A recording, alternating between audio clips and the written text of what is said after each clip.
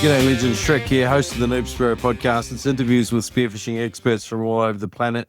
Today we're off to Oregon to chat with Kellen Parrish. He's got a mad Kickstarter project going right now, and you're probably aware I have a soft spot for entrepreneurs in the spearfishing space, and particularly ones that are doing crowdfunding, because we've done it ourselves with 99 tips to get better at spearfishing and 99 Spearo recipes. So Kellen has got this cool project going. It is for a really, really awesome backpack. Particularly for guys that are looking at hike and spear, or they want to hike into more remote shore diving locations and that, this thing could be right up your alley. It's also a really nice travel backpack as well. So a couple of different uses there for it. But Kellen's a really thoughtful guy, marine scientist, and an avid Spearo, an absolute frother. Listened to the podcast for a long time as well. So I hope you enjoy it. Two quick things before we get into today's episode. Number one, 1770, I'm running a spearfishing retreat up there now. If you're sort of locked in, maybe you're sort of beginner, or maybe you've been spearfishing for a few years, but you have never rounded out your knowledge with a freediving course and learned how to rescue your mates, do things like that.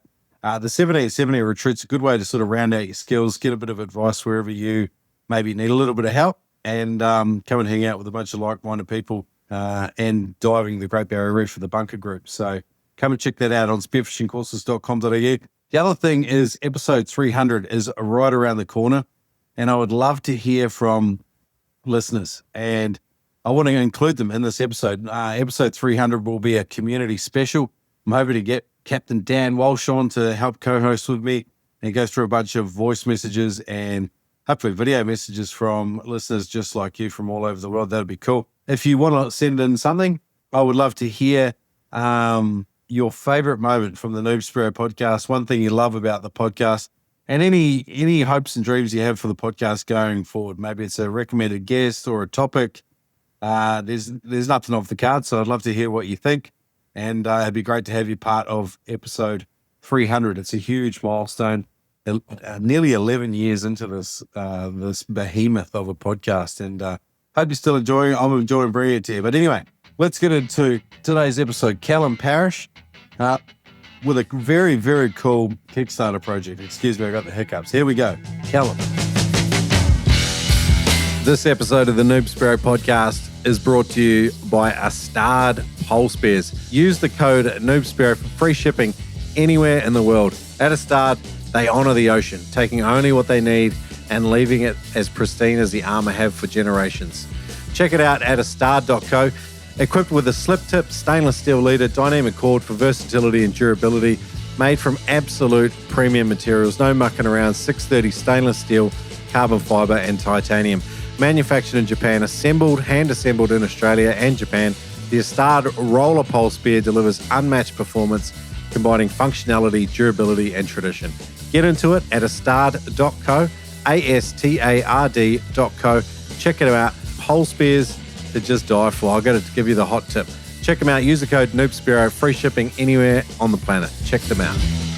Are you US based, looking for freediving, spearfishing gear? Neptonics is the best. Their online website, so easy to use. If you've got any questions, Jerry and the team answer questions via phone, email. Anyway, they've got an easy contact form on the site. These guys are absolute legends, and if they sell it, they believe in it, they back it, they use it themselves. It's tough gear that works. Visit neptonics.com. Use the code NOOB10 to save 10% on any order at neptonics.com. That's right. Use the code NOOB10, N-O-O-B 10 on your next order. Save 10% at neptonics.com. Today's NOOB SPEARO podcast is brought to you in partnership with Adreno. Live it, breathe it with the world's largest dive store. Huge range of equipment, always growing, always changing. They are the world's largest dive store. They are available just about everywhere. They have hassle-free returns, massive range of equipment, price match guarantee, and you can check them out online. You can even use the code NOOB SPEARO to save $20 on every purchase over 200 at adreno.com.au. Check them out. Boom. Hey, g'day legends. I brought Kellen to you today. Kellen's right in the middle of a crowdfunding project. As you guys are aware, I've run a couple of crowdfunding projects myself in the past. So when I see innovators in the spearfishing space doing something cool like what Kellen is doing, I have to reach out. I have to get them on the show. It's an absolute pleasure to have Ocean Cowboy Outfitter head honcho, CEO of his 2024 established Oregon-based company. It's Kellen Parrish. Welcome to the Noob SPEARO podcast. Thanks for having me. I've never been called CEO. I've been like using the word founder. It's like, it's like I started it, but I don't even know. Hopefully I'm running the way it needs to be, but cool. All right. Well, thank you. I will put that on a business card. Yeah, I thought you'd like that. When people ask me, like I've got people helping me with Noob SPEARO now, like wicked team members like Olivia and Brandon and stuff, and they help out with stuff behind the scenes. But really, Noob SPEARO, for all intents and purposes, is pretty much just me sometimes. And, you know, like I have these legends helping out, but when they ask me for my role in the company when I'm filling out something, I'm always just like, what do I put here? You feel like such a dipstick if you put CEO in. You know, you're just starting something. But anyway, Kellen, pleasure to have you on the show. Ocean Cowboy Outfitters. Crazy name. Tell me, just give me a quick overview of this name. It's not like it's so much less thought out than you would think. I saw a guy with a tattoo on his calf, which was a fish with a cowboy hat on it, and I thought that was the funniest thing in the world. And I don't know, I'm from the West Coast of the United States. Like the idea of, you know, like it's kind of last frontier. There's not a lot of cowboys around anymore. So I might as well, I don't know, Ocean Cowboy Outfitters. I just wanted a picture of one of my favorite fish, the lingcod, with the cowboy hat on. And I had that in my mind and I just worked backwards from there. I try not to be too precious about what it's called. You know, the branding builds itself, but I don't know. Less you want to be thought of as someone who takes himself way too seriously. Yeah, nice. I think that's a great way to start something, like not taking yourself too seriously. Awesome. Man, you're a marine biologist. You're a frothy Spearo that sort of likes these intrepid sort of hike and spear style spearfishing. The Oregon coastline and I guess northern central California and further north up where you are, that type of spearing just seems quite essential to making the most of the weather windows you have and finding the best fishing spots. Can you talk to me about what your local conditions and diving are like? Yeah, I mean, Oregon, like Northern California, Washington, we have short weather windows. I think there's this saying in the Pacific Northwest, though, where it's, if you don't like the weather, wait 30 minutes. And so it's just dynamic. There's so much cool coastline. It's rocky. It's sometimes not the easiest to get to, but, on hikes and backpacking trips, my whole life, it just been like, man, I would love to dive this place. I wish I had a way to carry all my stuff to it.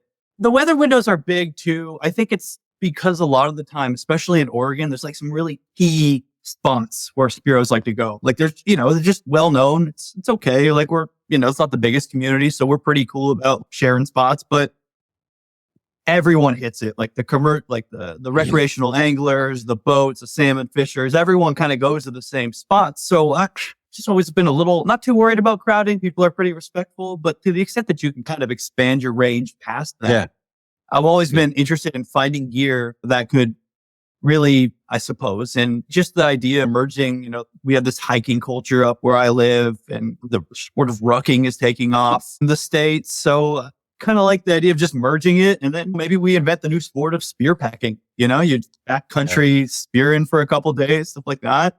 Better than carrying an elk out. Yeah. I've actually got a mate down south. He's originally from Devon over in the UK, and he loves to make hike and spear videos. He's sort of created this little sub brand of these, basically just strapping up with a backpack and heading off on a 5 or 6 day mission around sort of rugged coastline and going spearfishing, just sort of like camping out and then carrying on. He's pretty hardcore. His YouTube channel is called Wet Mammal if you wanted to reach out to him. But he's cool, man. And Sam this is what he does. So he does it down in New South Wales now in Australia, but he's made a whole series of videos around the UK doing it. And he's really like, I like it because it's like, I don't know, it's got that sense of purity about it. Like, cause like with spearfishing, a lot of us like about reconnecting with ourselves and nature and minimizing the amount of crap and boats and technology and getting away from the world is very much, I see, a part of the lifestyle. So it sounds like you guys have got that in spades over there, which is pretty cool. Oh, yeah. Yeah, we definitely target guys who have been recently liberated from having boats. That was my case, too. It's like, I had this great dive boat. It was in my driveway for years. I'm not using it. I don't want to tow it out there. I'll just... Nice. Nah, it's cool. I like it. It's a cool modality. So that's where sort of like, I guess, the the desire for this thing called the Cabazon 1 spearfishing backpack come from? It's up on Kickstarter right now. Tell us a little bit about the Cabazon 1 spearfishing backpack. Yeah. So it's been this evolution over the past 5 or 6 years plus now that I've been thinking about this. I got the idea for it way back in the day. The seed was planted when my dad got me into diving when I was a little guy. And then California, we had the abalone, the recreational abalone fishery. There's the abalone down in Australia too, right? Yeah, sure. New Zealand. Right. So we had the big reds, the big recreational fishery for a long time. That's, no longer a thing, which I'm sure we'll get into later. We're using just old army surplus, whatever kind of gear you have. And my dad just totally spilled out, fell down a hill, rolling over backwards. It was ankle caught in a root. And that was the only thing that kept him from hitting the rocks down. And that was like going to be the end of like father-son dive time, because that would have just been the end of him. So kind of reflecting on that, I just always tried to get new bags, new stuff that made it a little bit easier, a little bit safer to go to these odd roadside hiking spots. My dad would drive, until, all right, there's no MPA here, pull over, get off the side of the road in California and find some abalone when I was a little guy. So that didn't always make it the easiest to get down to. The seed was planted there. And then I met my wife down the road and we were doing all these amazing backpacking trips through these areas with like cool coastline. Yeah. Really want to dive this. How do I get there? And then we started traveling internationally. I've been spearing in Indonesia and Mexico, and it's just like, and I really hate lugging my bag through these kind of rural towns and going to shore dive spots. And by the end of the day, my back was killing me by looking at the conventional bags. And it's not like those, although have their place in the market. I have no like intention of slandering what exists, but I was just like, maybe there's like another offering. So this was just kind of born out of one wanting to put weight the way it should be when you're doing like backcountry hunting or backpacking. I felt like Spearos who travel far or walk a lot kind of deserve that same level of consideration. So that's where the inspiration came from. So we said, all right, how can we give it all the same specifications as, a bag that has the volume to carry, spearfishing gear with the long fins and the gun and the weights? How do we reinforce it so it never breaks? And then how do we make it so it supports your back and doesn't, absolutely double you over after you've been walking for a while? Because you got to get in the water at some point too, right? So you need to be as comfortable as possible walking. So we're not trying to lessen the challenge at all. We're just trying to like make you able to go further and explore new places. So that was the inspiration for it. Building that all in structurally was kind of what we really wanted to see out of it. Just a bulletproof, solid bag. Cool. I like it. So are you making the most of the backpack prototypes now? Are you getting out diving, or are you too busy running this bloody thing? No, I mean, this is a side thing. I got a day job too, but I'm making a lot of it. I kind of walk around my neighborhood with it because I'm just always, stress testing it. And, I just had a kid 7 months ago. So now I got her in my front, the backpack on my back. I got out yesterday. It's like diving in pea soup, but we pulled out some scallops and shoved them in the bag. I hung the bag of scallops on the little D-ring we installed just to see how much weight the thing can hold. And it hasn't broken yet. So like, let's see how big a fish we can put on the back of this. I always thought it'd be fun to have like a stringer off the back of it. But yeah, I'm getting out. Yeah. Bags are pretty, like, I guess I call it patina. There's some dirt on them right now from just running around a bunch. And I feel like I have some unsuspecting friends that get this stuck on it. And so the D-ring is the interesting thing in the stringer. So, like, I guess that's part of it is like when you're hiking in and hiking out, you shoot a couple of Cabazon and then you're like, all right, we got to get these things back to the car, which is, like 8 miles back, like walk me through, sorry for the cheeky accent stuff there. I can't resist. But you've got the D-ring. How much weight can you load onto it? Can you do a stringer? Like, give us an idea of what that is like. Yeah. Because you don't want fish inside the bag because it's like, you get that like humid environment, pretty feral, and then awful on the inside of the back as well. So a stringer seems essential. Yeah. I mean, that was something because I had put my fish in a bag before on like a long hike out and I was just kind of grossed out. I opened my bag and there's scales all over my wetsuit and stuff. So so far I've dead dropped like probably stupid stress testing, like a kettlebell off the back that weighed like 25 pounds and it wore the deep right off. So As long as you're Okay. not doing like drop sets with a kettlebell, I think it'll hold like definitely north of 30 pounds on a stringer. Sick. If you shoot like a record, Lingcod. well, yeah, that happened a couple of months ago. A guy did shoot the state record lingcod. I don't know if that would, I'd be like, he would be proud to have that thing rip off the stringer. The thing was monstrous. But I mean, that's it. Yeah. And we got 2 of them. So you can always, I made it so you can actually like loop the monofilament through both on a stringer. So you can actually have both D-rings reinforcing it if you've got a particularly heavy catch for the day. And then there's real heavy. There's an outside pocket you can slide the fish like into if need be, if you just absolutely showed out that day too, and you got too much weight. Yeah. I mean, if someone hikes in, 10 kilometers, you're just not going to want to shoot more than 30 pounds worth of fish. Like you're just not going to want to do it. Oh, I appreciate you saying that, because I've done that before where I'm like, I got like a 2-hour drive home after this, and I do not want to be up till midnight, like filleting all these things. Like I've like shot under my limit. It's like, this is just going to be processing for like the next day. So thanks for that. You've listened to the podcast before. What do you think about us saying filleting? And you guys are always like filleting. I guess I'm used to it. Like I don't know. I mean, because I speak Spanish too, so it's like filete too. So I'm all over the place with it. So right. I'm all good. Okay, cool. I have. You're bilingual. Yeah, exactly. It's half the time I You don't can know what speak I'm Australian and American. Yeah. I mean, it's so funny. When I was applying to grad school in like Scotland, and I had like a call with an intake counselor, and I was just, can we please do this over email? Because I do not know what Kellen Parrish. Sounds like it's like it's Scottish. I'm so far removed from those roots. Yeah. My accent, I mean, like I'm from Central California originally, so I sound like whatever the male version of a Valley girl is. So it's totally fine. I get it. All right, cool. So back to the bag. One thing it says in your Kickstarter campaign, it says you take a fishery science approach to gear design. Can you elaborate on that? Yeah, man.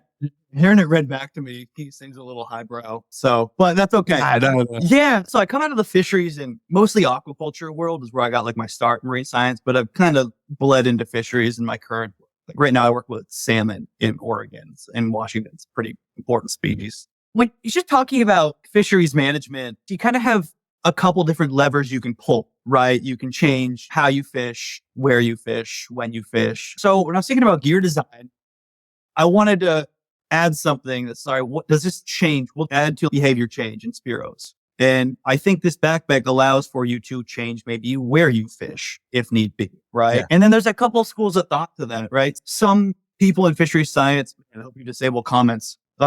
It's just, but some people will say, go to YouTube, guys. Go to YouTube in the video comments for this podcast. There'll be a full video podcast. Light me up, everybody. And just slag Kellen off about fisheries management. Yeah, man. Great. Just tell me I don't know what I'm talking about. All right, it's fine. So like one side might say, okay, so you want to like concentrate fishing pressure in like a certain area that allows another area to kind of like repopulate it if there's kind of spillover, right? And then there's other schools that are like, no, you want to take a little off the top in a lot of different places. I'm not going to argue for or against one side versus the other, just like broad fisheries management. Either way, that backpack would allow you to do either one of the things. So it's like you can find a new reef if one's getting hammered, or you could find a new reef to kind of space out the fishing pressure. And then there's the idea of conflict and crowding and things like that we're hoping can help modify, like at least for shore divers, where they're able to fish. Yeah. Okay, it's a big can of worms. I 100% understand why you were like so careful there. Fisheries management, you're talking about these levers, 2 big broad ones here. One is like spreading your impact over a broad area. So adding a backpack and having these more Intrepid style Spearos that will hike in and spread the impact over a broader geographical area makes sense. Everyone loves going to an area where the fish aren't all super cagey and they've clearly been like hunted over and over and over again. And spot burning is like a phrase I think that came from California, where like, because guys are so defensive of their spots, and I think it's perfectly rational. And I don't like to talk about spots on the podcast, particularly my spots. I'll talk about your spots if you want, but I'm just joking. I generally don't like to bring, particularly like social media, where communication is scaled. You don't ever want to post anything about spots, in my belief, because it's just more impact than that the spot can handle. This other idea of spillover and saying, look, let's have all our fishing pressure here and not have pressure here, that's a contentious subject for sure. Oh, yeah. I don't even want to touch it. I think, me personally, and anecdotally with my bro science background, I would say I like spreading impact. I like the idea of the backpack being able to give me access to a much broader area of coastline. So I like it for that reason. Sweet. So Yeah, roll with that. That's anyway. perfect. Yeah. We solved fisheries, man. Thanks. Yeah, it's such a simple subject. There's never any like variability. It's black and white all the way for sure. No, it's not. And that's kind of the cool thing. I like hearing from, sort of like, I'm sure the fisheries in Australia are completely different from how we do it here. Just behavior, pressure, where everyone goes. Yeah, it's contentious, but I love talking about it too. Cause maybe you get blown up in the comments, but maybe someone actually starts like doing some research and learns a little bit more. So happy to be, Exactly. cannon fodder, for someone. Isn't that why we have big conversations though? It's like, it shouldn't be to like stand on a soapbox. It's okay to convince people of why you think what you think, but like really it's about the expression of ideas. And then hopefully the best stuff rises to the surface. Like that's the whole idea of it, isn't it? Oh yeah. I mean, in my line of work, I can't afford to be stubborn if I'm wrong. I love coming into work and someone just totally corrects something I did. Oh, okay. Well, I learned that, and now I don't broadcast some real dumb stuff out to the world. And definitely subscribe to the take your time, get it right model of thinking about science and fisheries and things like that. One of the things with your Kickstarter campaign and writing, take a fishery science approach to gear design, is like some Spearos hate fishery scientists because they also seem pretty cabbage. Like they don't make great decisions all the time. And when they make poor decisions, all of us laugh about it and hold them in extremely low regard. Having said that, like it's an amazing academic endeavor and a professional pursuit. And when it's done well, like we're all happy for it. And our children's children are the ones that are going to benefit from it. Oh, for sure. It's but continue to elaborate too with gear design if you can. I mean, yeah, because I'm lucky enough that I'm not a fishery manager. That I don't have to endure that level of hate. I do a lot more like biological impacts on endangered species type stuff when working salmon, but it's a tough job. And that's why I tried to build the gear that accommodates multiple perspectives. Either way, it enables kind of a greater like spatial pursuit. It definitely broadens the range of possibility. And within that, you can do with it what you will, right? And even, I even see like this bag, if you need to do surveys and you're a fishery manager, I would love to see this applied in kind of the scientific realm. Like, well, we got to hike in to see what this reef looks like. Is this just kicking? Like, can we open something up here, or do we need to protect something? Is something really off?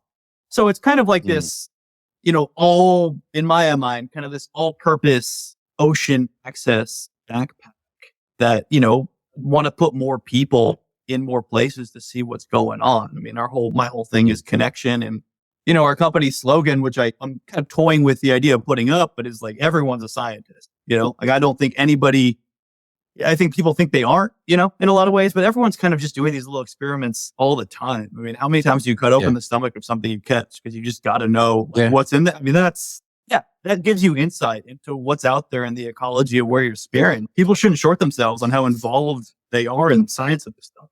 I wouldn't mind doing that one day, getting like a citizen science person, like particularly with a fish biology background, to just give people like some actionable ways to make and draw conclusions and information from just exploring the guts of a fish, and even like what information you can draw from different situations in terms of what you see. And, like obviously it takes a fairly analytical mind to do it, but I think there's a lot of Spearo people that are conservationists and they get more and more curious about this sort of stuff. And some of the guys are super intelligent. Like I just feel like an absolute dipstick when I talk to guys that are really experienced and really good at observing the natural world. I love it. Yeah. I mean, I'm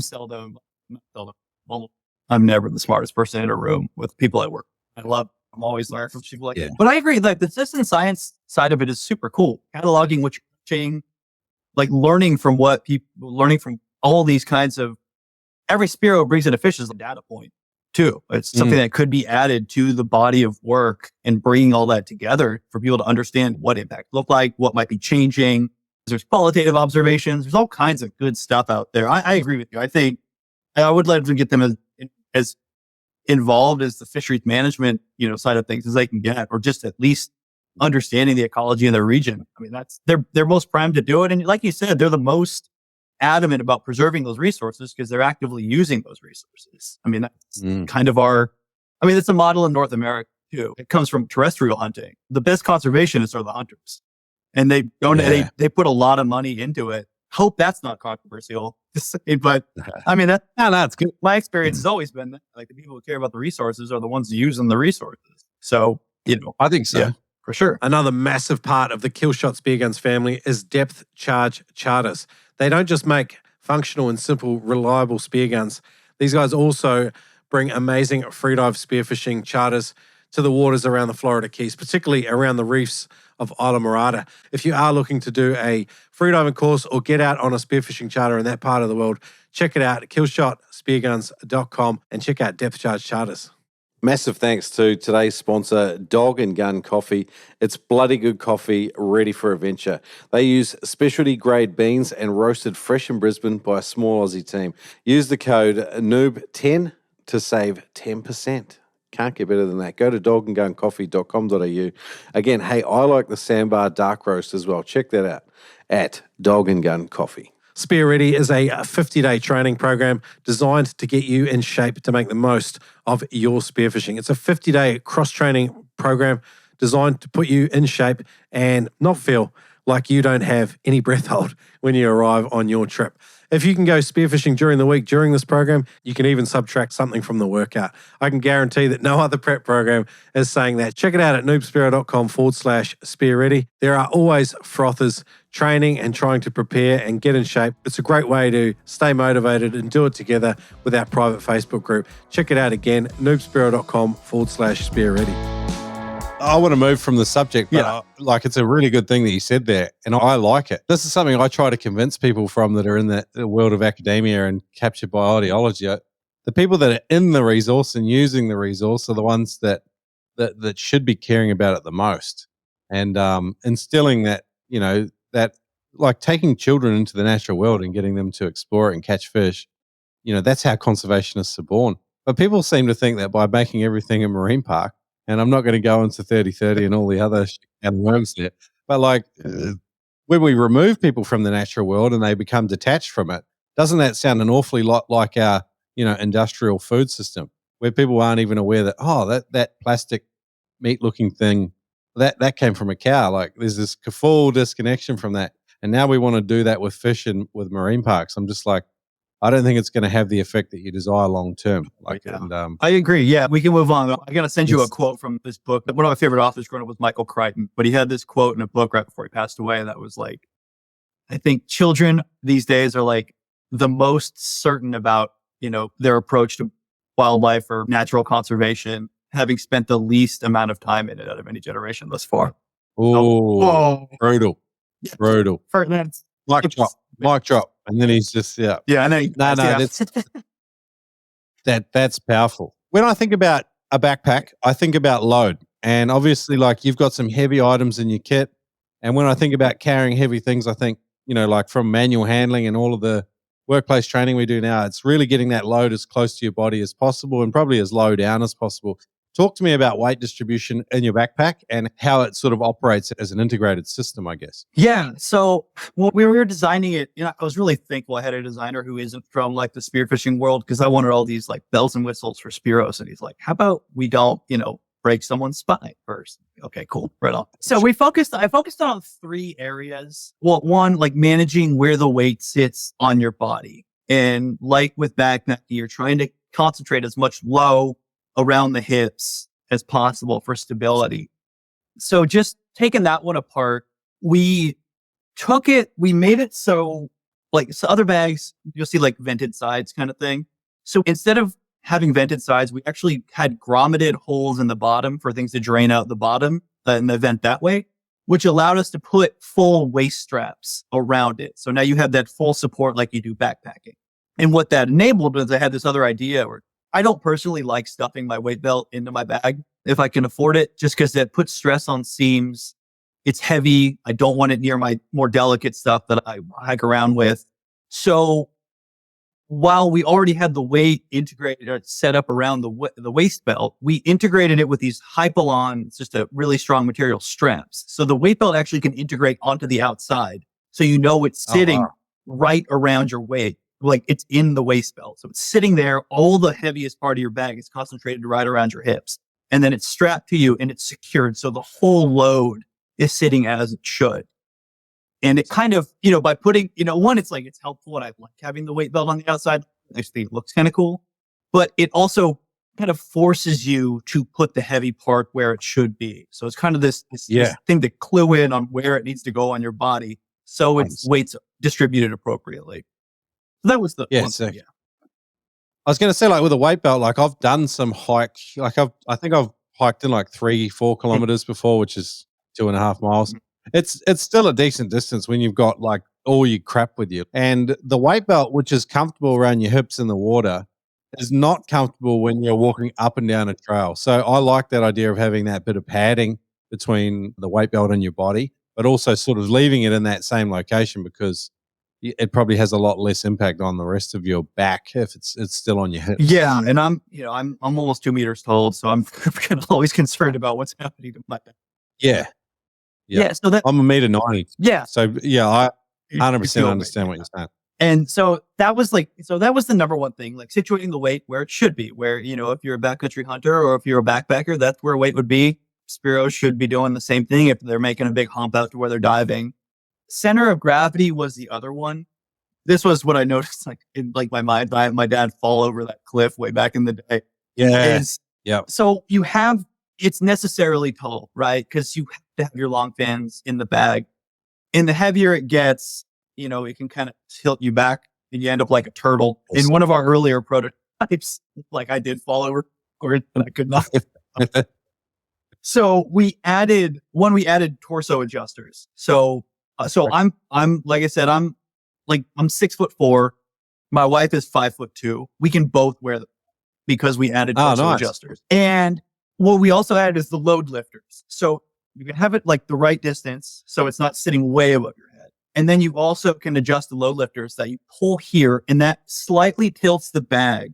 It's not like way far off your back. So if you kind of were to lean back, it's kind of more part of your torso as opposed to this kind of detached thing weighing you backwards. So that was like another consideration we had. I mean, it's over your body. It does touch the back of your head sometimes, kind of unavoidable with long fins in a bag, but I haven't found it to be terribly annoying, especially if you're kind of lean forward walking, hiking up something anyways. So that's, we added way more padded shoulders than other packs have. They're backpacking straps. And then the third one was reinforcing all the stress points. Like I said, we got rid of the vented gas. We added grommeted holes. The webbing is reinforced and every little button or strap is reinforced. So it's really difficult to break. I talked about the D-rings that can hold a stringer. Those are reinforced as well. So it's just making sure, because it's a front loading bag, so it zips forward. So there is naturally some stress around the zipper. Well, you see like backpacking bags or sometimes top loaders because there's no stress around a zipper. Can't really do that, but it doesn't work the same way with like spearfishing bags. And just to be able to open it and see all your gear is just handy. So we kind of reinforced it. We used ballistic nylon on everything. So it's just this really strong water resistant nylon. And then inside is a different kind of nylon. It's not ballistic, but it is a waterproof nylon. So it's like kind of slightly less rated. It's not going to survive like if wound in the inside, but outside, like it will not scrape. It's something that we really try and keep scratches and holes from appearing in by using really strong material. And then we reinforce the bottom. You can kind of scratch that or drag that on a rock and it's not going to hurt it too much. Those are the big things. So I guess to recap, like one's, center of gravity, making sure you can actually hike with it, putting the weight in the right spot around your hips, and then just reinforcing stress with building it as a tank. So hopefully it's the last bag you have to buy for a really long time. And that was and I try to keep it simple. Like if you add more than 3 things, you tend to lose sight of the forest or the trees. Yeah. So 3 things we focused on when developing it. Thought what we may iterate or improve in the future, but for now, I think that's a great spot to start for kind of improving the gear available to Spearos.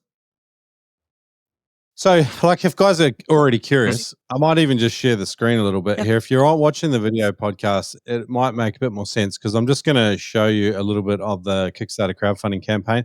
For those that are just listening to audio, it's up on Kickstarter.com. If you just go to Kickstarter.com, search for Cabazon 1 or Spearfishing Backpack, it'll come up. And then you'll see Kellen's video there, just sort of showing you about the backpack and what it's like. And then there's a couple of different levels you can support at or purchase or pledge for one of the first backpacks that will ship to people anywhere in the world. And there's a few going there. So far, Kellen, you're at $11,600 in your funding goal. This is Australian dollars. It looks better that way, yeah. Yeah, of $95,000. If it's US dollars, I'm sure it's a lot different. But you're still pretty early, but there's 29 days to go at this point. When this episode goes live, I think there'll be just over 20 days for people to come and have a look. So check that out at Kickstarter.com.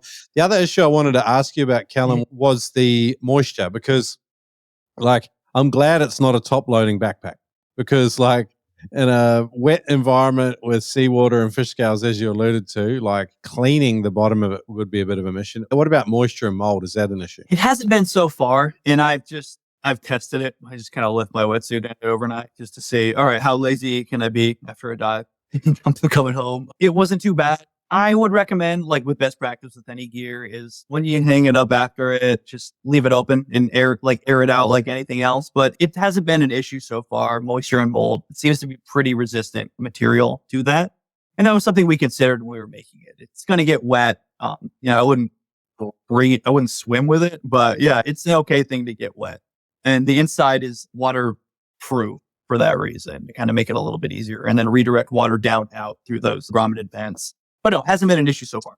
Another application I can potentially see is guys that are traveling internationally. And there's these travel spear guns now, so they could fit inside the bag. Can you give us an idea of the dimensions of the bag? Will it take a full length inside the bag? And what would it be like going through an airport? Sure. I did it several times. I was flying back and forth from Portland in my hometown. Just that's the thing, baggage claim. So I made sure I got the angriest, baggage handler possible to throw it. So some protesters from Oregon serving as casual workers down at the airports would definitely serve. Is that? I was waiting for the Oregon job and knew it was coming. Yeah. So right now it's just under a meter. So it's exactly 38 inches total. I'm talking to the factory right now, making a limited run. There's been some people asking about the diver R fins, because some of those are a little bit longer, or some of the real big competition fins are a little longer. So I'm working on a limited run, but 38 inches seem to be kind of a good start for most people and their long fins. Bag weighs 5 pounds, or about 2.2 kilograms. It's a little heavier duty. It's about 2 pounds heavier than your standard spearfishing bag that's on the market right now. It's 16 inches wide at its widest spots. It's slightly wider, but it's cased in a foam, so it opens up a lot more. It's more form when you open it on the sides. Okay. But the cool thing is, if you do need to pack it in something else, and you have a different bag if you're traveling internationally, it actually rolls up to the same volume as any other commercial bag on the market. Oh, yeah, it just worked out that way. I'm not taking a ton of credit, but it was great. It was like, oh, cool. Yeah, this is it packs just like the other ones. Cool. All right. Boom, Mark. Yeah. So those are the dimensions of it. We have a little, if you've got a real long spear, I use shoot about a 95, and that can fit inside if I take the spear off. If you're shooting big pelagics, if you're traveling, obviously you're probably gonna have your sport tube anyways. Yeah. Oh, well, they come with threaded shafts now too. Yeah. So you can break them down into an 800 millimeter long thing, and that's a 1200 millimeter long gun with a 1.4 meter long shaft. So it breaks down. I could see that being used for that as well. And guys are starting to travel a bit more. So if the bag's got a lot of utility and it can be used in a variety of ways, it's obviously more useful. Oh yeah. If you're going to a warm spot, I put my clothes in it too. That's when I've been traveling, that's been the only bag I pack, and it accommodates my wetsuits. It's difficult. We have really thick wetsuits here. It's working in a lot more weight, but When I'm going to tropical places, like it's really not been an issue to have clothes, wetsuit, fans in there. You don't really wear clothes in Mexico when I'm there, so it's a little bit easier to pack for places like that. I totally understand that. There have been a lot of extra use cases for it. I mean, any kind of overnight trip or packing toys if you're going to the beach or something, or if you're just doing like casual snorkeling, like I can fit lots of gear in there. So the use cases don't stop at spearfishing and free diving, but obviously that's what it's initially for. For sure. This is the thing for it. Yeah. So like if you're multi-purposing the bag, right, and you're traveling and you've got all your wet stuff down the bottom, do you just take like a big, like one of those big sort of like bags that you can vacuum, like the thick plastic ones for all your dry gear?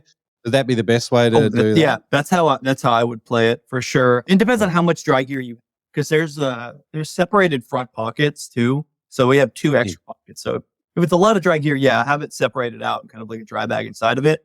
But there is a totally distinct area if you need to put like electronics or something like that keeps it out of that main cavity, which is something we wanted to innovate on because I wanted more options to store gear specifically and like where, in its own committed, dedicated place, maybe not in the main cavity with all the wet stuff. All right, cool. I was going to say, was there anything else you wanted to mention with regards to the Cabazon 1 spearfishing backpack? I mean, obviously, guys can find it right now up on Kickstarter.com. But if guys are listening to the interview a lot later, I know you can go to Ocean Cowboy Outfitters.com. And I'm sure Kellen's probably got an email list there people can sign up to be notified or something like that. Yeah, we do. We have an email list you can sign up for. I'm also very responsive to just messaging over the website if you have any questions. It directly links to my email.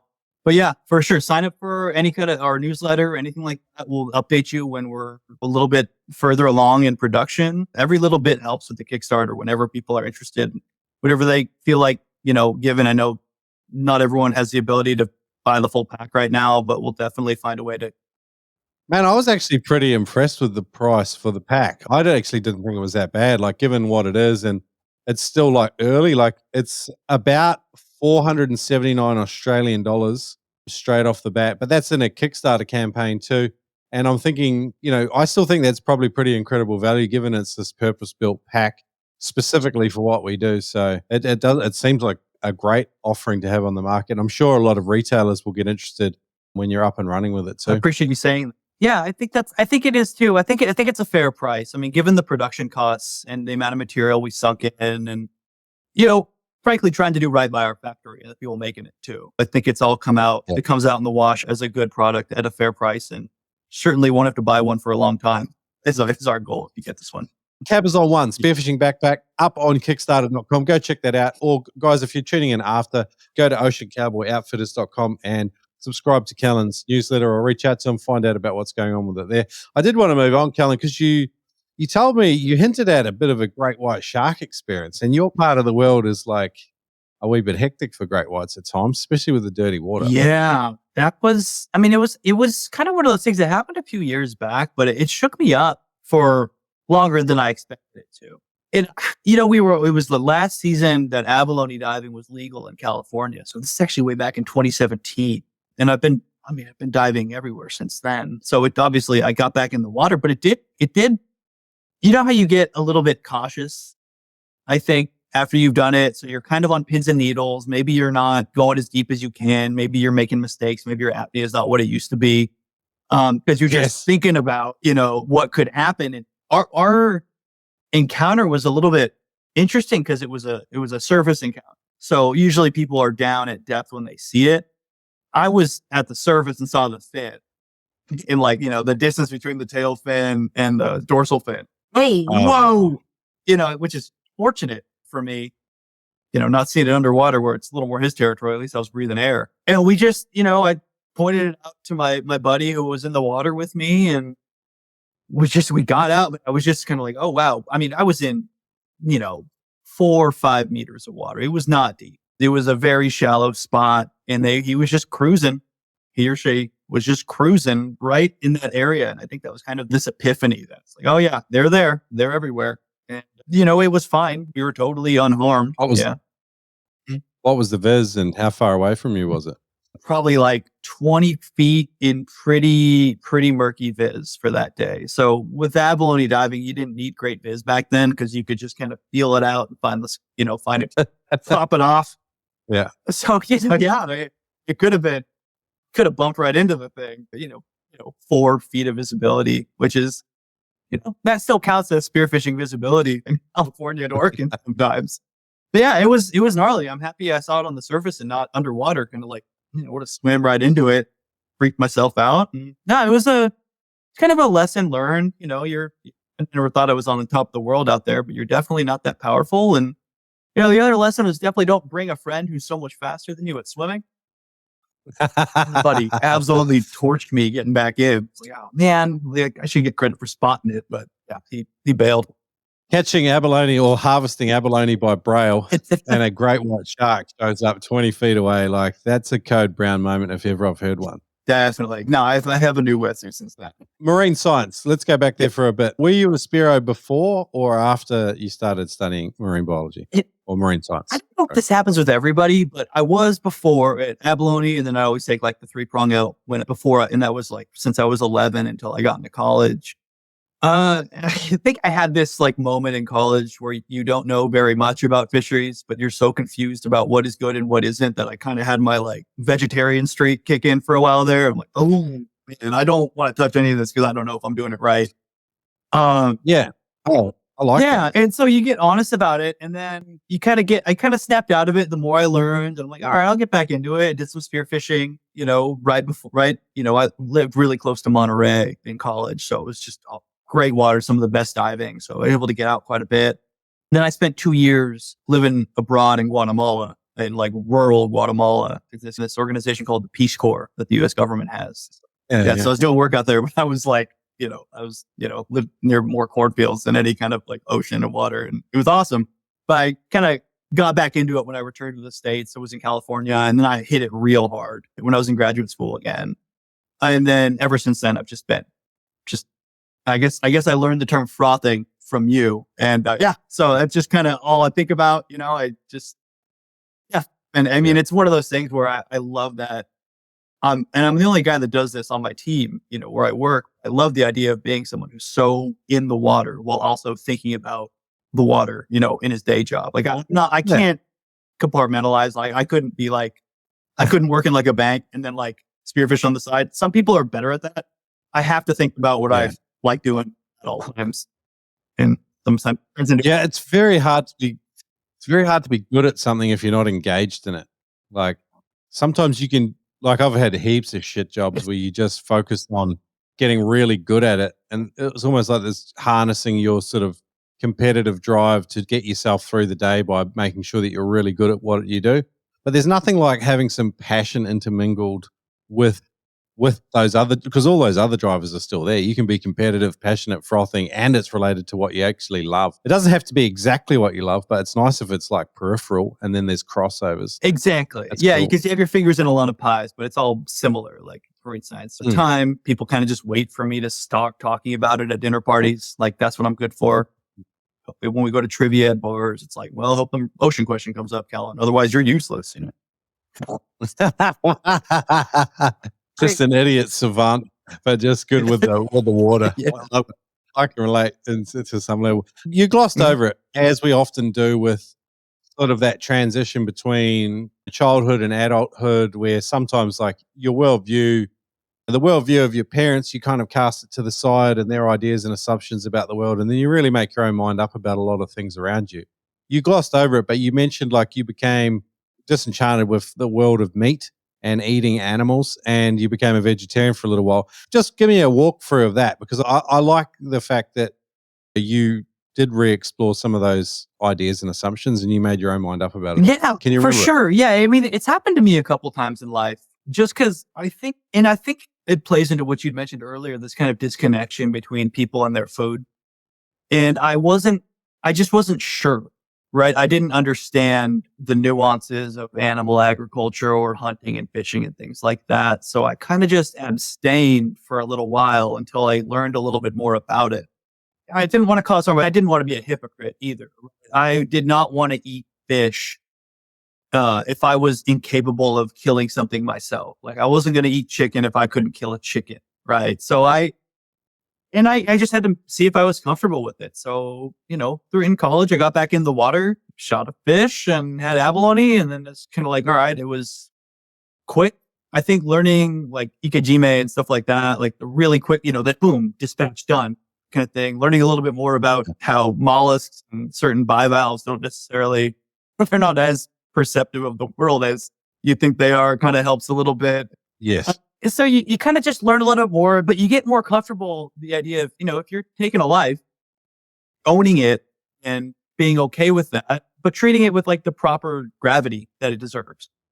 Yeah, And once I made peace with that, it was great. And I think it got really real living like in Guatemala, like that, I go back to that because it was a huge time for me and living in the company of people who are a lot poorer than you ever were, growing up. It's just like, it's such a luxury to be able to choose what you can and can't eat. And like if animal protein's available, like it's this kind of blessing of having domesticated 100%. agriculture. So yeah, I love that. And then I had another, it sprang its head. It was like, I can kill fish. That's fine. But like, can I hunt? Can I do that? So I did like a hunt. And then can I pull the trigger? If I can't pull the trigger, I'm going to go home and be a vegetarian. Turns out I could pull the trigger. So now we're eating meat again. But that's the thing. Like, I think I could never, I'm okay eating animals other people kill right now and buying it from the market, as long as I'm willing to do it myself at some point in time as well. So that's kind of my whole arc with that, just owning it. Yeah. I like it. Yeah. I love how you can, you understand your own internal process with it, because a lot of people don't. They don't even have, do you know what I mean? They haven't even put themselves through that decision framework. No. They just do what they've always done and never examine it. And I think there's always gravity when you take a life of an animal. And we have this weird idea. I don't know, part of it's from anthropomorphism, but we value a fish's life a lot less than a deer's life, and then we value, you know what I mean? Like, and then a whale's life is like, wow, that's like near human. And for some other people, they're like, man, a whale is worth 25 humans. Like it is weird how we do that, but it's nice that you were able to consciously explain your process. I mean, I'm fascinated by people's moral frameworks like that. It's super cool. But yeah, I'm always happy to share mine because I love hearing other people's and learning from it. So I'm going to take you right back. Can you share your most formative experience in the water? Definitely. I mean, it was my first abalone when I was 11 years old, hands down. Arriving on day one of the spearfishing trip of a lifetime and feeling underdone, unfit, and out of breath is incredibly underwhelming. Well, I've got a great solution for you today. Go to noobspearo.com/spearready and take part in a 50-day preparation program to get you into shape to make the most of a trip of a lifetime. And I know it works. We've put a bunch of groups through this now, and people have seen huge improvements and landed on a charter or a trip and actually been able to tap into some of their best spearfishing fitness. Check it out at noobspearo.com/spearready. Jump in a 50-day program to make the most. If you are 2 months out from that trip of a lifetime, let me encourage you, get spear ready. Go to noobspearo.com/spearready. This podcast is brought to you by aqualite.com.au. This is the best solution, bar none, for staying hydrated in the ocean if you're a Spearo, and that's why we've set up this discount code for you, 10% off when you use the code NOOBSPEARO at aqualite.com.au. Check it out. Australian-made hydration products tailored for Spearos and a whole bunch of other people that suffer from dehydration too. But check it out at aqualite.com.au. Use the code NOOBSPEARO to save 10%. Noob Spearo's partner, Killshot Spear Guns, bring more to you than just wicked reliable timber spear guns. They also make awesome merch. Check it out at killshotspearguns.com. There's an awesome range of trucker hats, beanies, bucket hats, and more at killshotspearguns.com. Check out Depth Charge Shelters while you're there. Based in the Isla Morada, the Florida Keys, the Killshot Spear Guns team are a wicked, passionate bunch. Proud partners of the Noob Spearo podcast. Check them out at killshotspearguns.com. Just when I was 10 years old, they shoved me into a wetsuit that was too big and they threw me out of the boat. And it was just not working. It wasn't going to work at all. This gets to kind of the concept of like, I don't know how, we don't really have like a committed set of these in the United States right now anymore, but like this idea of a rite of passage, right? It's like something that that kids do to kind of like, all right, now you're in the society or the community or whatever. And, it exists in like, little pockets, but for our family in like my father's group of friends and the people we spent our time with, it was like did you get your first abalone? Heck yeah. All right, cool. You're in. Like, you're in the club. Welcome. Sick. And then the hazing afterwards was probably more formative than anything, because they decided to, torture me all day. Be like, oh, you're going to have to eat abalone guts. It's going to be disgusting. And so they blindfold me around the campfire. And they put this stinky, stinky shell in my hand. And they're like, all right, crackers in the other hand. You can't look. You got to dip the cracker in the shell and eat whatever's there. And I dip it, touches my tongue, throw up all over the floor. And I rip the freaking blindfold off, and it's just spinach, dude. But it's just one of those things where, it's like, you've done it. You're in this club. Your parents are like, oh, like, you can, if you're in a pinch, you can get your own food. There's like this welcome to society. Exactly. That acknowledgement. And I love the idea of establishing those. Me like, too. if your culture doesn't have something specific, like, make something up. Like, 100% agree with you. 100% agree with you. You're touching some of my heartstrings here. Like, I'm a father of boys, and like, rite of passage is huge, and I see so much opportunity for it. And like, I'm so glad that was able to be done in your life. Who are the adults that who are the people present at that, and who put it together? Sure. It was my dad and my dad's diving friends, and it was my dad's best friends just happened to dive. I mean, it was, they all went on this boat. I mentioned my boat a little while ago. They had bought it in 1984, like 7 years before I was even born. And they owned this boat together. We should get an abalone diving. And then they formed a camping group around that. And they were the ones who were super supportive, right? They just get in the water. I mean, my parents split up when I was little, but my mom was the same way. She got me into scuba, and she's like, all right, we're going to get you into it. And like, that's a cool thing. Like, when Patty did their like really underage certification for kids, I was able to get into it at such an early era. Like, they just, they always just wanted kids that weren't boring more than anything else.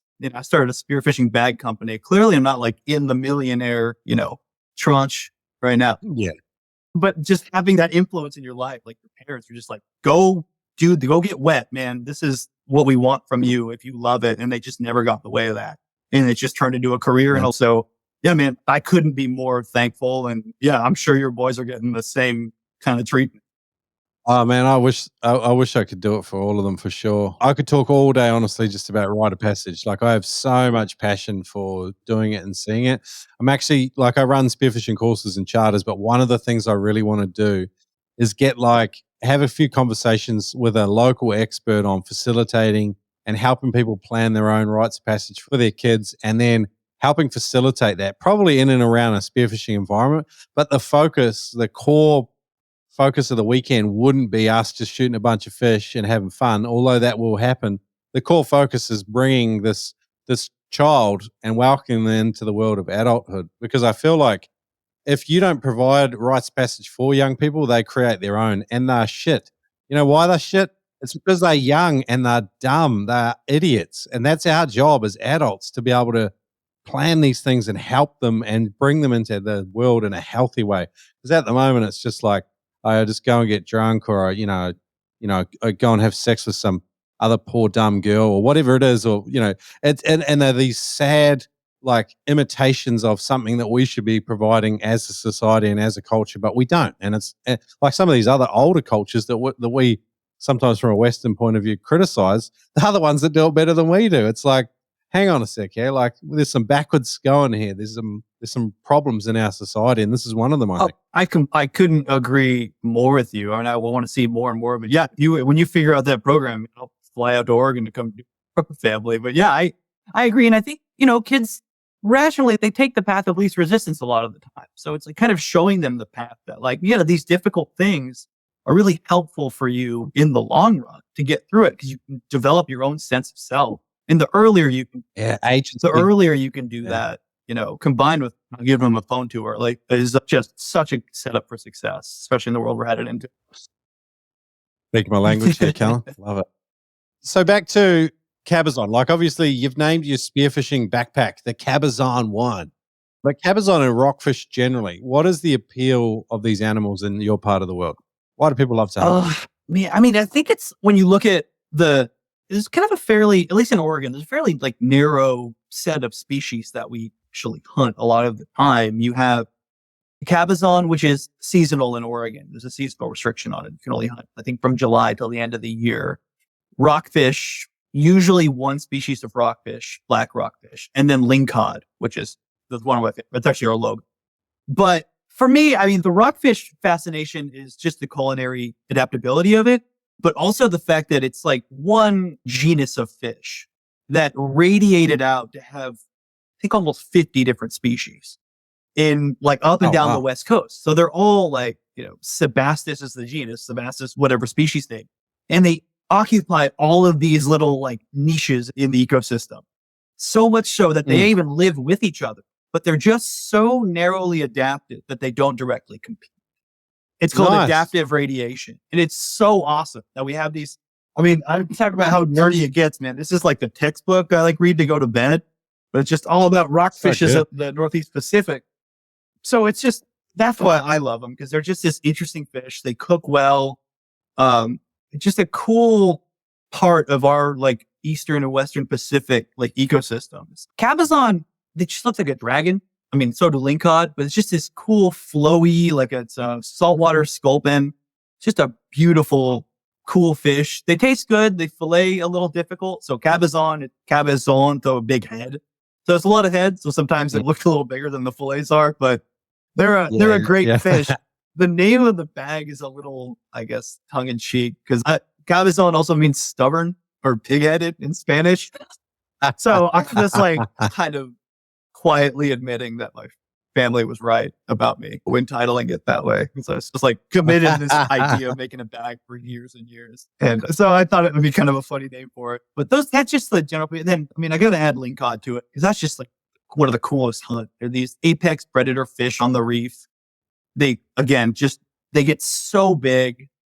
They're beautiful. Their flesh is blue when you harvest them, and then it cooks and turns white a lot of the time. They're just, I mean, it's just the fish we have are just, they're iconic because there's not very many of them. So we really value the ones we catch. And there's a fairly well-developed culinary scene around it. It's like, well, we got to innovate with these 3 types of fish, and they're all pretty flaky white fish. So that complemented with our like inland salmon, it's just like, it's a good fit. It's a good recreational fishing state and region. I just love it. Yeah, I could talk about rockfish for like another 3 podcasts. So you're gonna have to kick me out before we do that. I love it. Keep going with it. I was going to say that book that you mentioned, I'd love to link that up in today's show notes, as well as anything else that Kellen and I chat about. If you go to noobspearo.com/OCO, short for Ocean Cowboy Outfitters, I will link up the Kickstarter campaign, Kellen's website. I'm going to link up this book, which is, again, it's called, what is it called? The Rockfishes of the Northeast Pacific. The first and who's the author is first one of, like, you'll know he's pretty prominent in rockfish space, is Milton Love out of University. Milton Love et al. Yeah. And then there's, I mean, that name will pop up a lot of people. Not the other authors are amazing people. Milton's just a prominent rockfish scientist that you might want to know about. So cool. Love it. I like resources too. Like, and it's, like you think about that book and how much of a labor of love it was and how much work went into it, and for the appeal of who and the potential population of who. So, you know what I mean? Like, even though your area of coastline's fairly well populated, the fraction of a percent that fish geeks are as minuscule, so that book would be cool to link up for people in your particular part of the world. Yeah. Tell me about your coolest lingcod hunt. Coolest lingcod hunt. Yeah, I got one of these. It was kind of, you come out of these long winters and your breath hold sucks. You're out of shape. You haven't seen sunlight in months. I don't know if you know what that is living where you live, but like just pale, just vitamin D deficient. My wetsuit's wearing me. I'm not wearing it. Just rough. And end of the day, I just hit a breath that was just perfect. I don't know why. I just got it. I'm sitting down there. I get down to 15 meters or so. Just a good, solid rockfish lingcod hunting depth. And the first thing I see is the biggest Dungeness crab I've ever seen in my life. So I'm done. So I've got this in one hand, and I'm like, well, I still got breath. So I kicked twice, and then this dragon of a lingcod swims by. Pull trigger, stone it.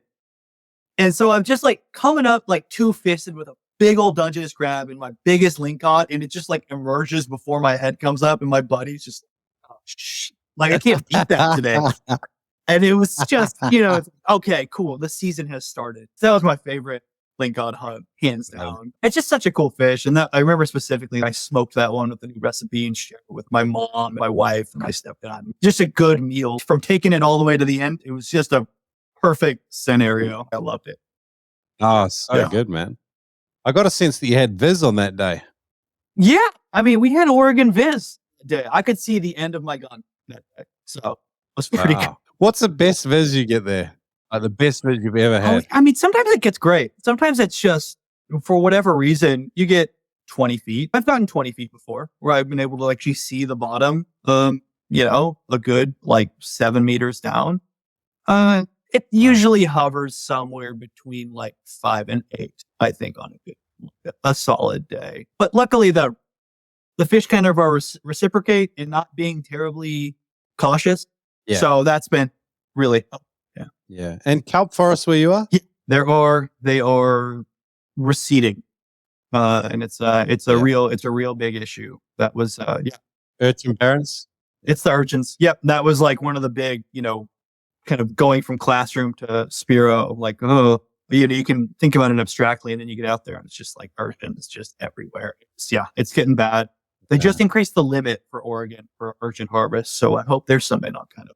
I've heard the problem with the Urchin Barons too, though, is that the yield per urchin, meat wise, is just so poor that because they're starving essentially, but they've just killed everything in that area. Is that correct? That's true, because they go into this phase of torpor, as it's called, which means they just kind of shut their metabolism down. So they don't die of starvation like abalone or other things that they compete with for reef space do. So once the kelp goes back, they kind of switch it back on and mow it down again.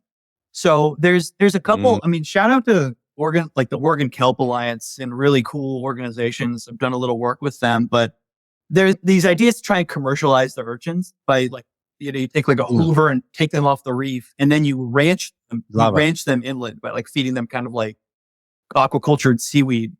And then it fattens them up for the market, but you've also taken them off the reef. So they're trying to look at that commercial connection.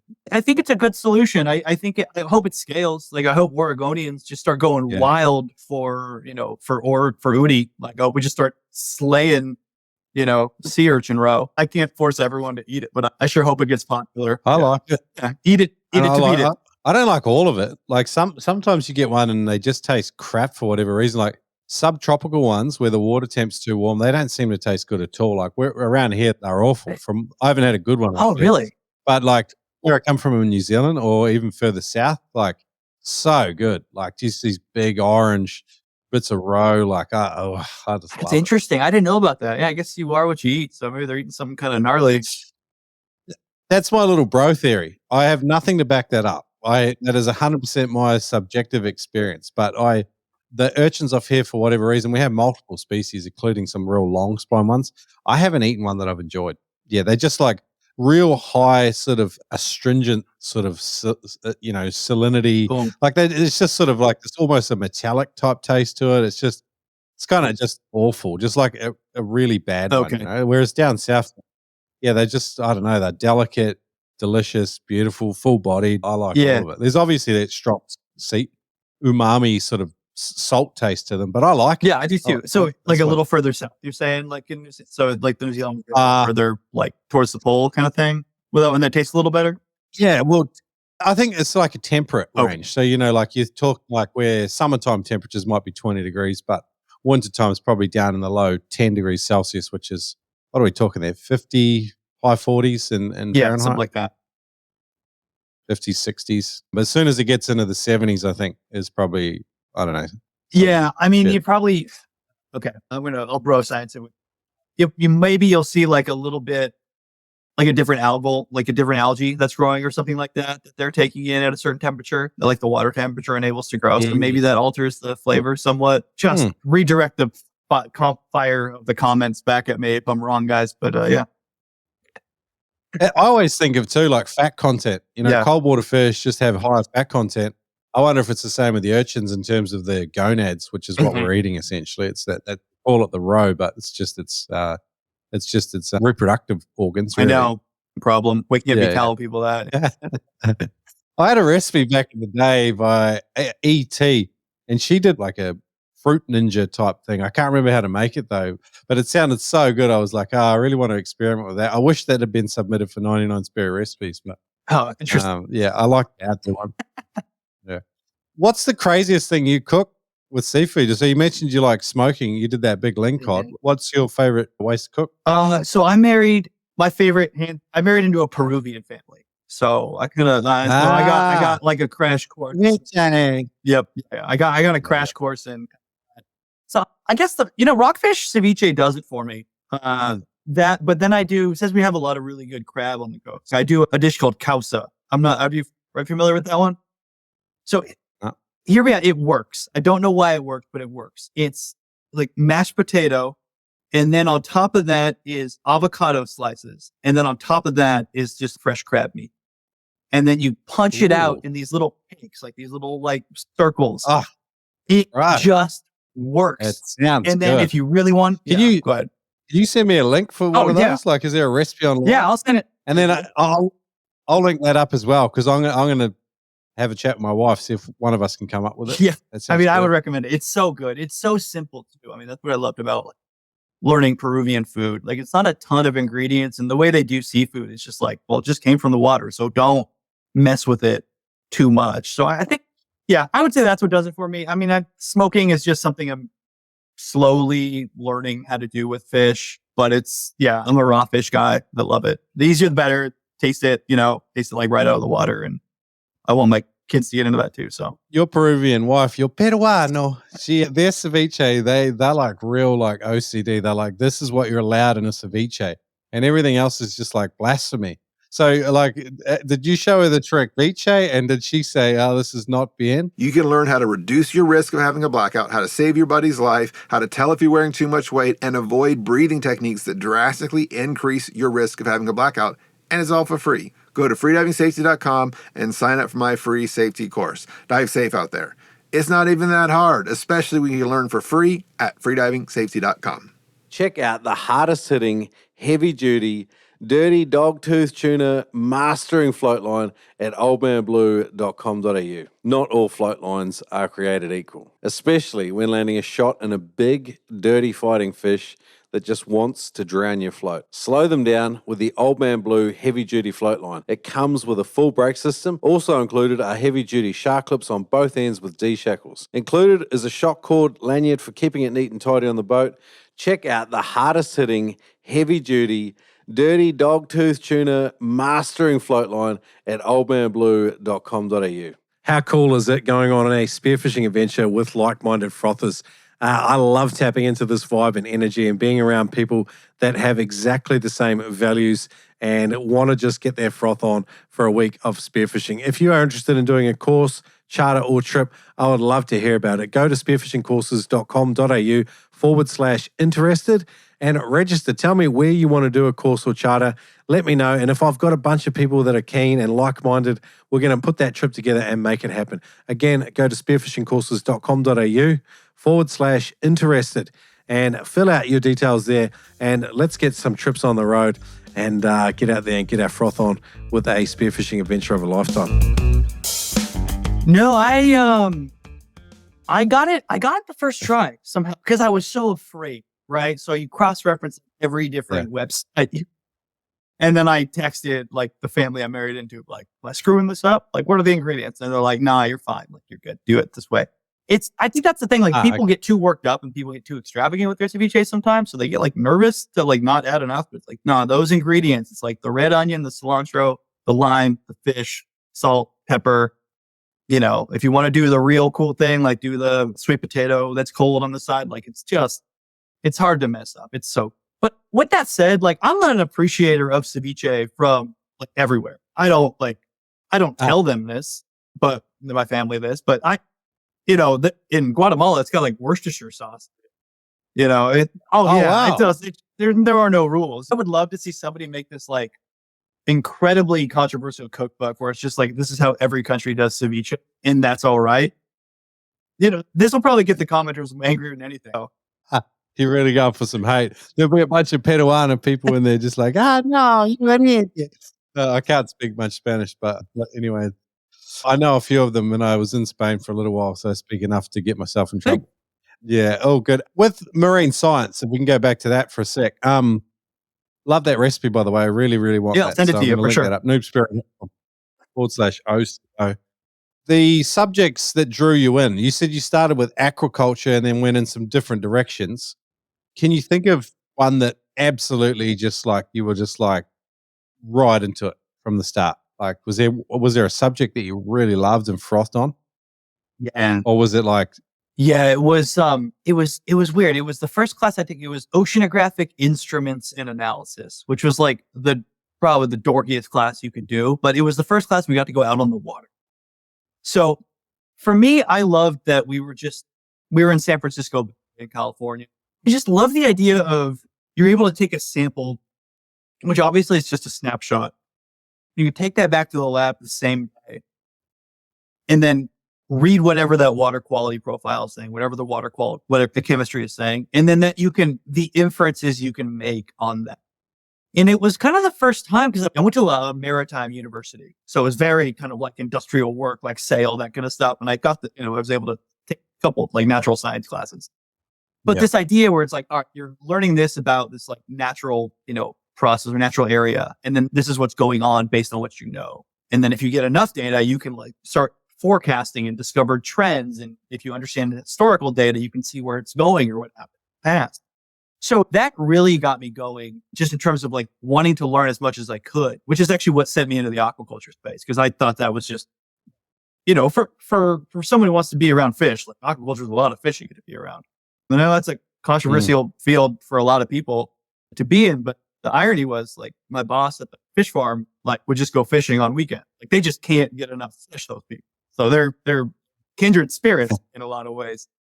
So that was what first got me into it. And then I got into this, when I took the more committed like conservation biology in graduate school, this idea of a shifting baseline was something that I really liked. And I'm sure your listeners are fairly familiar with that, but just this, idea that, it's just like this idea that you're the best, the biggest thing you're catching now might not be considered the biggest thing from times past based on the impacts we're having on the environment. And I remember them showing me this picture in our graduate course, which was like an example of the shifting baseline. And someone had noticed that, the dock had been the same in the 1950s. And they were taking pictures of the fish on the dock. And then they took a picture with the same type of fish on that dock 30 years later.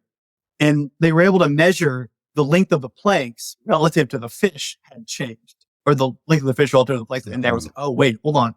A prize fish now might not necessarily be a prize fish from back then. So that idea that, wanting to understand the history of, how things were, and then using that to kind of infer where we're going, or knowing that you're kind of at a point in history, you're not necessarily sure where to go sometimes, or like what decisions to take to make it better moving forward. So that's kind of why I've always admired the people who work in resource management, conservation, because you're making a lot of decisions that is going to judge you for it down the road. It's a leap of faith and investing what you know in future decisions. I wanted to be as involved in that as possible. And hopefully when I'm done with my career and out of it, I'll help make some decisions that maybe made the fish bigger relative to the size of the planks as opposed to smaller. So that's that's where I derive my inspiration. I want my kids to be eating the same stuff and doing the same things.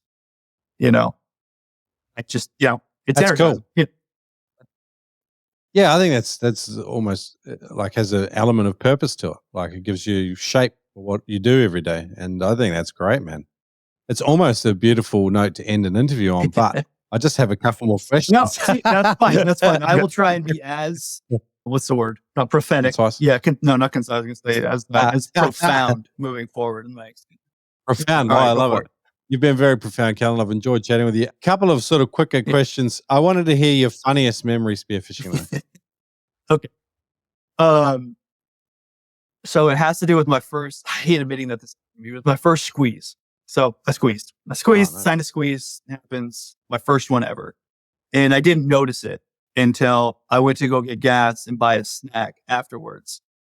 And it was a good day of fishing too. It was like full stringer, just so excited to go home. Nothing could go wrong. And you know how you kind of lean over sometimes and then everything starts flowing. So I go over to like, hey, and all of the blood and seawater just falls out of my nose onto the counter at this gas station. And this poor girl behind the register thinks I'm just dying in front of her. And she man. screams. I have to explain to her it's fine. And then I'm like trying to do a bad job of wiping it up with my shirt. And then she has to go get a towel. And then I end up wiping it off like onto the, it was just so she's like, what? This guy just decided to bleed out in front of me at the gas station. So, I mean, it was a little. Sounds like the opening scene of like a zombie apocalypse type She movie. probably thought that's what happened. You know, here's patient zero Well, walking. she lives in Oregon.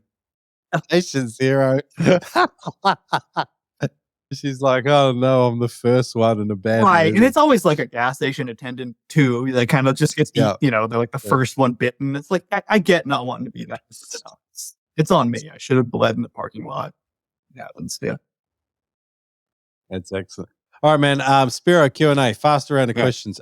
Best piece of advice you've ever been given for I heard it speech? on this podcast. When you want to speed up, slow down. Love it. Dream destination.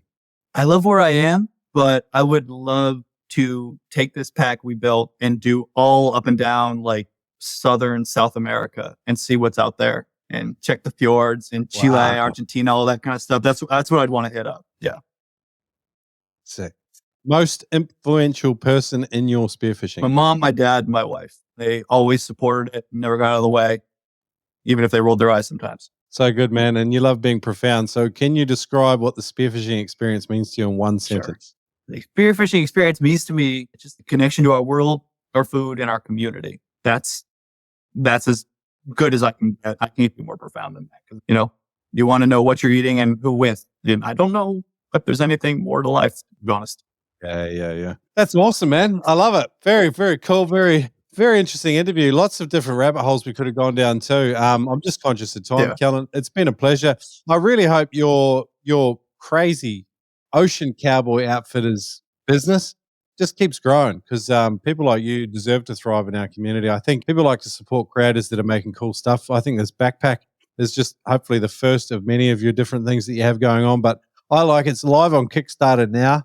If guys just search for the Cabazon 1, or even if you just search Spearfishing Backpack on Kickstarter.com, that project is still live. Callan's still trying to hit a funding goal. He's not there yet, so get on there and help a Spearo out. Otherwise, if you just wanted to see what else he's up to, go to oceancowboyoutfitters.com. Are you on social media, Kellen? Yeah, Ocean Cowboy Outfitters on Instagram, and I am still learning how to use TikTok. Man. Oh, man. I feel like if you're post 30, it's like that's too pretty late. much. So sorry, bro. No, it's not. But we're trying. Yeah, talking about that, we've got to get a social media intern for our TikTok. So shout out there to anyone who is in that TikTok expert status. I'd love to. Kellen, an absolute pleasure, man. Kellen Parrish, guys, check him out. Again, oceancowboyoutfitters.com. Kellen, an absolute Thanks pleasure. so much. It was great to meet you and great to have you. And yeah, I'm sure we'll be in touch in the future. Hey, guys, hope you enjoyed today's interview with Kellen. An absolute gentleman, very well thought out guy. And an absolute frother from Oregon. Pretty cool. And I like this Kickstarter project. So go check that out because I think I love just to support people doing and making cool stuff in our little world of spearfishing. And Kellen just seems like a rad dude. So go check that out if you can and back him. If you can't, at least sign up for his email newsletter and then you'll hear about projects into the future. But hey, I mentioned in the intro the 70-70 retreat. It's sort of central Queensland area, diving the Southern Great Barrier Reef. Pretty much 1 day theory, pool, classroom stuff, and then 2 days out on the Great Barrier Reef. And 12 absolute frothers, 6 instructors and 1 photographer. It's going to be a pretty cool time, but it'd be great to have you there. I think I've got 7 spots left for a September one. So check that out on spearfishingcourses.com.au. As usual, guys, this episode powered by patron listeners putting fuel in the NOOB SPEARO outboard. They have kept this thing and this show on the road, and it's because of patron listeners. We've recently changed over to a monthly billing cycle now, so it's a bit more predictable. I think you can support for as little as like $3 a month. So if you want to become a patron, put some fuel in the outboard, go to patreon.com/NOOB SPEARO and do that. But as usual, guys, I hope you are enjoying this thing, whether you're supporting the NOOB SPEARO in some sort of financial way or otherwise. I just hope that you're getting a ton of value out of this thing and you're part of helping it grow and keep it going. So Again, episode 300 coming up. Go to noobspearo.com, head up into the menu and find Frother Stories, and you can leave a voice message up to 3 minutes there, or you can just email me, shriek@noobspearo.com, a video or an audio clip just telling me, one, your favorite moment from the podcast, two, what you love about the podcast in general, why you keep listening, and three, your hopes for the future of the podcast, like any topics or guests you would really love to hear me interview. And yeah, that'll be great to hear from it. As usual, guys, that's it from me for another week. This one was on an accelerated release because of Kellen's Kickstarter project. So again, go to kickstarter.com, type in Spearfishing Backpack. Kellen's project will pop right up. But hey, I'll see you back here in a week, guys. You. Hey guys, this episode brought to you by Astard Roller Pole Spears. Astard is a brand rooted in craftsmanship and tradition, inspired by the Japanese freedivers, the Ama. Their logo, a hand-drawn star, symbolizes starting from a single point, exploring and returning safely, capturing the essence of their journey and design philosophy. Founded by Adam, who spent 15 years in southern Japan, but originally from West Australia. He has a background in aviation, digital, and photography. And him and his lifelong friend Kim, and a mechanical genius herself, founded Astard, which embodies a passion for quality, innovation, and versatility. Check them out at astard.co. They have a roller pole spear that will make your head spin. I'll give you the hot tip. Check it out at astard.co. Use the code NOOB SPEARO. Have free shipping anywhere on the planet. You can't get any better than that. Go to astard.co. Check out their roller pole spear. You need one in your arsenal today. Check it out. Use the code NOOBSPEARO for free shipping anywhere in the world. Some days when you've maybe shot those 4 or 5 fish that you came for, might be time to pull out the pole spear, jump back in and rediscover that passion and learning that you had right at the start of your journey. This is one of the best tools for becoming a better hunter. Check it out, astard.co. Are you US based, looking for freediving, spearfishing gear? Neptonics is the best. Their online website, so easy to use. If you've got any questions, Jerry and the team answer questions via phone, email. Anyway, they've got an easy contact form on the site. These guys are absolute legends, and if they sell it, they believe in it, they back it, they use it themselves. It's tough gear that works. Visit neptonics.com. Use the code NOOB10 to save 10% on any order at neptonics.com. That's right, use the code NOOB10, N-O-O-B 10 on your next order. Save 10% at neptonics.com. Today's Noob SPEARO podcast is brought to you in partnership with Adreno. Live it, breathe it with the world's largest dive store. Huge range of equipment, always growing, always changing. They are the world's largest dive store. They are available just about everywhere. They have hassle-free returns, massive range of equipment, price match guarantee, and you can check them out online. You can even use the code Noob SPEARO to save $20 on every purchase over $200 at adreno.com.au. Check them out. Boom.